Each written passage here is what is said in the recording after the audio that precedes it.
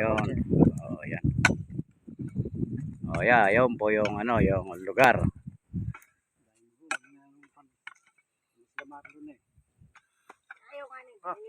Hacienda Rodrigo. Ayan oh. Ayan yung mga saging sa Tumana. Yung Tumana yung kabila na yun, may saging. Oh.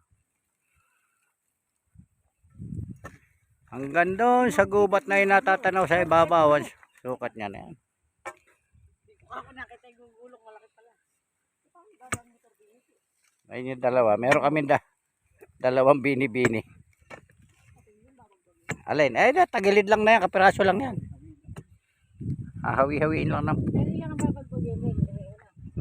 Pag natanggalin rin puno na re, ay kita na yan. Kita na yung ginto. May kinang na.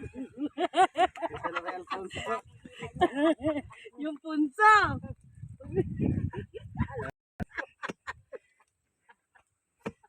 Yung punso. Ayan. Eh, inuuna pa yung tawa po. Eh, ayun. Yung dalawang babae na yan kasama namin. Kunwari lang naman siya nagpipiko pero ala namang napipiko. Ayan, oh.